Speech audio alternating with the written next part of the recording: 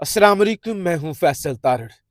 आज ही general retired Faiz Hamid को 14 साल सजा सुनाई गई और साथ ही एक और तलवार भी लटका दी गई कि हमने ये भी जायजा लेना है कि कहीं ये 9 मई के अंदर मुलव्वस तो नहीं, कहीं ये पीटीआई की मदद तो नहीं कर रहे थे।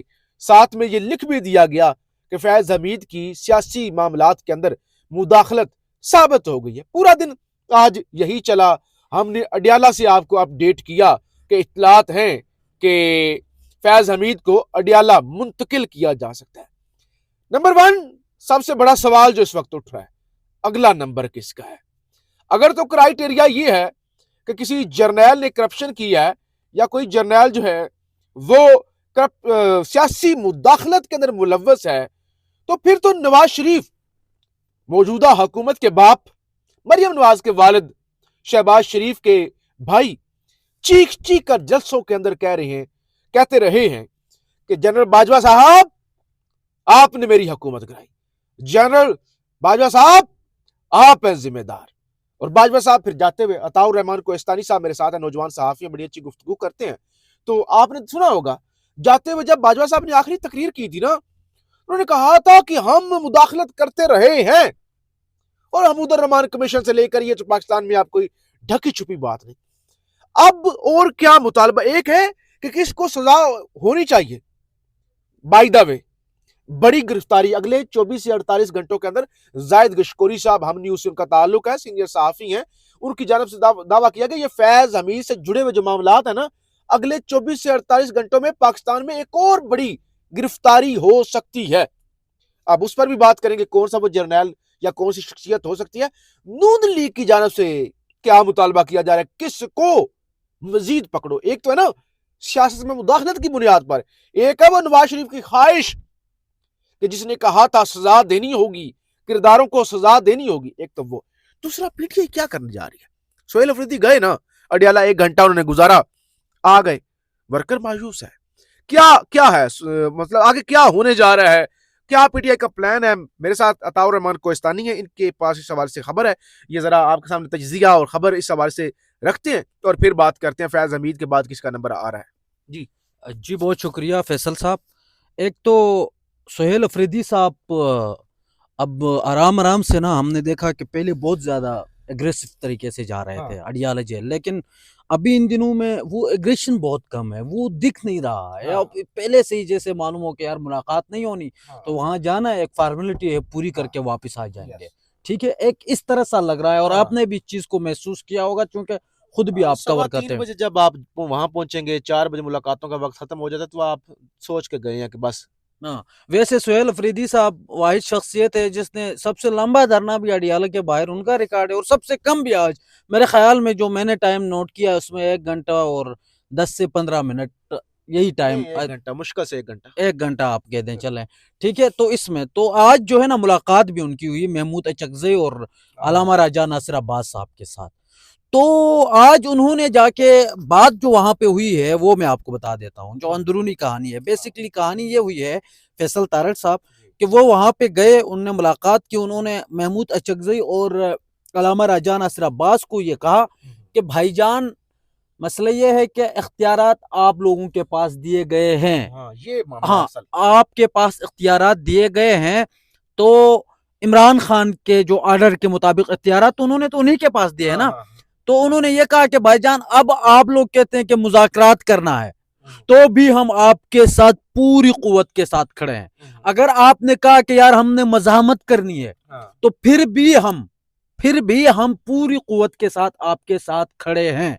ठीक है, ये सोहेल अफरीदी ने क्लियर कट उनको बोला है कि भाई डिसीजन उनके लीडर ने बताया आप करेंगे तो ये आपके ऊपर है। ठीक हाँ है, तो उन्होंने तो कॉन्फ्रेंस कॉन्फ्रेंस खेलना है, लेकिन आज एक और खबर सामने आई है। खबर अच्छा ये सामने आई फैसल तारड़ साहब के जो कॉन्फ्रेंस होगी, जी तीन तीन रोजे जो कॉन्फ्रेंस होगी, उसमें सहाफियों को भी बुलाया जाएगा, वकला को भी बुलाया जाएगा, और उसमें आगे का लाए अमल तय किया जाएगा, आगे का लाए अमल बताया जाएगा। लेकिन अच्छा ये उनकी जानिब से तो कहा गया है, लेकिन हमने माजी में भी देखा है हाँ जनाब के कॉन्फ्रेंस करते हैं, कहते हैं कि उसमें हम वो क्या कहते हैं अलायमल बताएंगे, और लायमल वो बताते नहीं है। होता पेशावर जैसा होगा लायमल होगा, कुहाड़ जैसा होगा लायमल होगा, ऐसे ही है। जी बिल्कुल।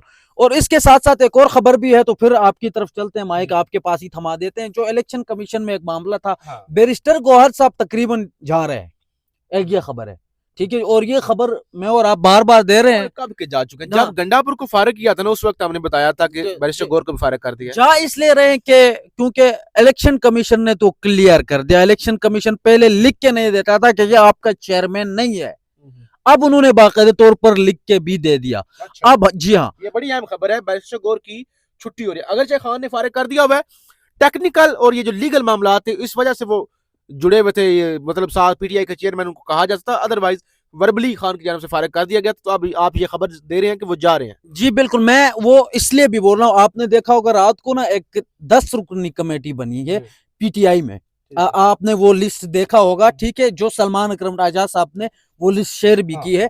तो वो उस कमेटी को बाकायदे तौर पर बताया गया है कि 10 दिनों के अंदर आप चीजों को देख लें, और उसके बाद फिर क्या होगा कि इनका इंट्रा पार्टी इलेक्शन होगा।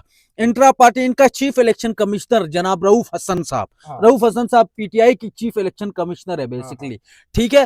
तो फिर रऊफ हसन साहब जो है वो इलेक्शन करवाएंगे। और इसमें एक और चीज भी जो है सलमान अकरम राजा की तरफ से कही गई है कमेटी को ये कहा गया है कि आप देखें कि हमारी जो कुछ रूल्स है, जो इलेक्शन कमीशन ने जो है उस पे फिर जैसे बैरिस्टर गौहर को उन्होंने कहा कि ये आपका चेयरमैन नहीं हो सकता, आपके इलेक्शन खराब थे, तो उन्होंने कहा कि आप देखें पाकिस्तान पीपल पार्टी, पाकिस्तान मुस्लिम लीग नून और जो दूसरी पार्टियां हैं वो अपनी चेयरमैन जो मुंतखब करते हैं उनके जो रूल्स होते हैं उनको देखें, और एक ऐसा कानूनी तरीके से हम करें कि जिससे बाद में पीटीआई अपने जो पार्टी का कानून आइन है उसमें तब्दीली करने जा रही है। बिल्कुल, अगर आप सीधा बोले तो आइन में तब्दीली वो करेंगे, और उसमें फिर ये होगा कि भाईजान नए इलेक्शन होंगे। और उसमें एक और चीज भी होगी, एक और चीज भी है, थोड़े आपके मैंने टाइम ज्यादा ले रहा हूँ माजरत। जी जी। तो उसमें एक और चीज ये भी होगी फैसल साहब के क्या होगी उसमें एक और ये चीज होगी कि एक तो आपको पता है कि बैरिस्टर गौहर से वैसे भी इमरान खान साहब जो पहले भी बता चुके हैं कि आप अगर नहीं कर सकते हैं तो हट जाए। तो फिर यहाँ पे दो ऑप्शंस बन जाते हैं, दो ऑप्शंस इस तरह बन जाते हैं कि भाईजान या तो एक एग्रेसिव बंदा आ जाएगा, ठीक है, जैसे अब एक सुहेल अफरीदी का इमेज बना हुआ है ना उसी तरह का, ठीक है, और या इसी को बरकरार रखा जाएगा, ठीक है। तो मेरे ख्याल में एग्रेसिव बंदा है तो ठीक है, ताकि कुछ ना कुछ रिजल्ट आ जाए। लेकिन कुछ लोग ये भी कहते हैं कि अगर बैरिस्टर गौहर रहे तो बैरिस्टर गौहर का ये है कि वो मतलब उस तरह की सख्त स्टेटमेंट देते नहीं है, उनका फायदा नहीं है। देखे ना, एक होता है कि सख्त दानिशवर बंदा हो, सख्त ना बोलता हो। बैरिस्टर गौहर का तो फायदा ही कोई नहीं है, वो बोलता ही नहीं है, वो तो कुछ कहता ही नहीं है। वो गलत को भी कहता है कि हाँ वो ऐसा, सही को, यानी बैरिस्टर गौहर की तो कोई बात ही नहीं है ना, बिल्कुल कोई बात नहीं। तो अब एक सवाल मैं बेसिकली आपसे पूछता हूँ इसमें, ठीक है, फिर आपकी नजर में कौन ऐसा बंदा है जिसको चेयरमैन बनना चाहिए, चेयरमैन पीटीआई? हाँ, अच्छा, नहीं देखें, इसमें बहुत सारी वो कहते हैं यार, इस वक्त पीटीआई के अंदर जिसका भी नाम लेना, लोगों ने जिस पर भी उम्मीदें लगाई हैं वो ठूस ही साबित हुआ है। जुनेद अकबर आए थे ना जी, हमने भी वीलॉग किए थे, शोर मच गया था, जुनेद अकबर तगड़ा बंदा, खान का नजरियाती आ गया यार, वो उस तरीके से क्या डिलीवरी नहीं। आप सोचें, मेरे पास कोई नाम नहीं है। आप सोचें, मैं आपको एक बात बता देता हूँ, जुनेद अकबर की आपने बात की ना, इसी के ऊपर मैं थोड़ी सी बात करूंगा। अब ये जो रिसेंटली पेशावर में जलसा हुआ ना, सदर कौन है खैबर पख्तूनख्वा का? जुनेद अकबर सदर है, ठीक है। अब उसको आगे का लाइमल बताना चाहिए। खैबर पख्तूनख्वा का सदर वो है, वो जनाब अपनी स्पीच में आके कहता है, ठीक है, कि जो आगे का लाइमल है वो सुहेल अफरीदी साहब देंगे। भाईजान आपको किस लिए बिठाया गया है? आप वहां किस लिए बैठे हैं? आपको तो बिठाया लाइमल के लिए। कोहिस्तानी साहब जी, पीटीआई का मसला ये है ना, पीटीआई का नहीं, ये जो मुसल्लत अभी पीटीआई पे जो लोग हैं दस्तयाब क़यादत है, ये ना कोई भी बोझ उठाने के लिए तैयार नहीं है। वो सारे उठा के सुहेल अफरीदी पे डाल रहे हैं, सुहेल अफरीदी उन पे डाल रहे हैं, और सुहेल अफरीदी ये भी फिर कहते हैं ना, एक वैलिड पॉइंट भी है कि भाई खान ने इख्तियार इन दोनों को दिया है, तो फिर ये एक दफा इस्तेमाल अपना इख्तियार कर ले। तो मसला ये है, तो एक दूसरे पे जो काम कर रहा था उसकी टांगे खींचते हैं। जी, मैं आपको यहाँ पे एक पॉइंट है ना, अब महमूद चकज़ई और अल्लामा राजा नासिर अब्बास को दिया गया है ना, ये इख्तियारात तो हमारे सामने, आँखों के सामने दिया गया है। अब देखें चाहिए किसको? चाहिए अल्लामा राजा नासिर अब्बास को, जनाब क्या कहते हैं वो महमूद चकज़ई को, कि भाईजान ये काम हमसे नहीं हो सकता, हम डिसीजन नहीं कर सकते। आप बताएं उनको, वो जाने, उनकी पार्टी जाने भाईजान, ठीक है? आप ना डिसीजन ले रहे हैं और न कुछ कर रहे हैं, ठीक है? आप 3 रोज़ा कॉन्फ्रेंस बुला के उसके बाद गायब हो जाते हैं। लेकिन जहां तक मेरी राय हो तो मैं भी फैसल की राय के साथ जाऊंगा, फैसल तारड़ साहब, क्योंकि जो बैरिस्टर गौहर साहब है ना, वो उस तरह से यार देखें, अब उसका लीडर खुद कह रहा है कि वो डरपोक है, मैं क्या बोल सकता हूँ उसमें? तो डरपोक है तो उसको हटना चाहिए, नया बंदा आना चाहिए, ठीक है? तो अब जो नई जो कमेटी आई है, वो कमेटी चीजों को देखेगी और उसके बाद नया चेयरमैन भी तैनात करेगी। अच्छा, दो चीजें मैं ना कर दूं, सिर्फ मुख्तसर से भी लोग लंबा हो रहा है।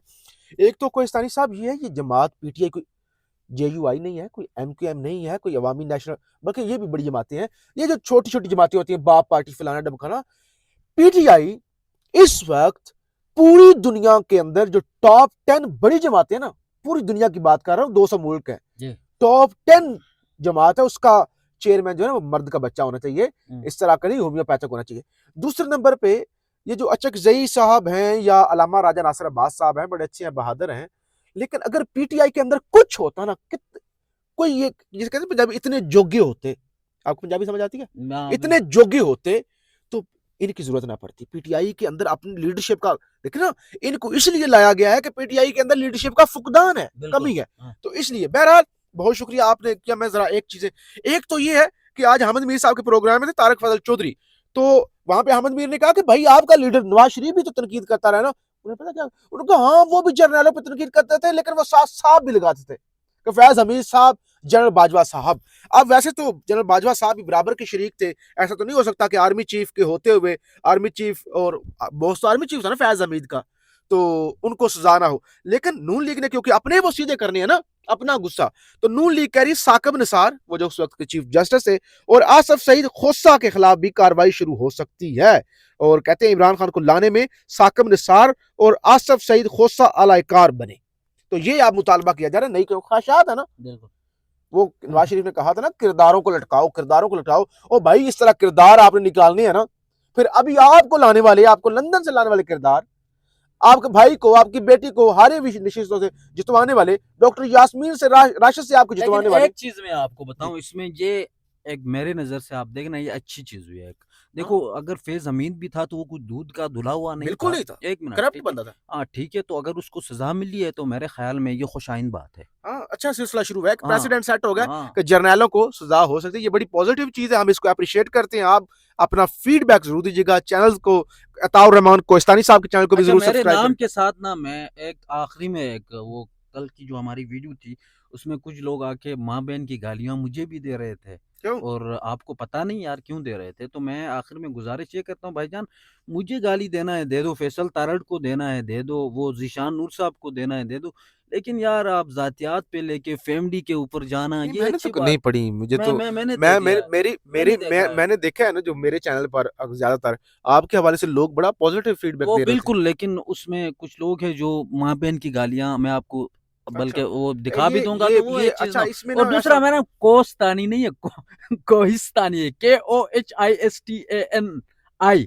चलें ठीक ये है। हो जाता है। हाँ, कोहिस्तानी साहब ये ऐसा होता है सोशल मीडिया पे ना, बहुत सारे लोग होते हैं जो इररेलेवेंट होते हैं, जो आपसे हसद कर रहे होते हैं, जी, या वो हसद कर रहे होते हैं, या किसी ऐसी जमात से होते हैं जिनका कल्चर गालियां नहीं देना है। इख्तिलाफ रखें, हाँ, लेकिन मतलब वो ना, जातियात पे नहीं वो जाना फिर चाहिए। आपसे हसद करके वो गालियां देते हैं। अदरवाइज यहाँ पे अभी अगर यहाँ पे हमें लोग देख रहे हैं तो आप देखिएगा, लोग गाली नहीं देते। चले, ओके, बहुत थैंक यू, शुक्रिया, बहुत शुक्रिया। थैंक यू सर, फीडबैक जरूर थैंक यू दीजिएगा। सर। पाकिस्तान जिंदाबाद।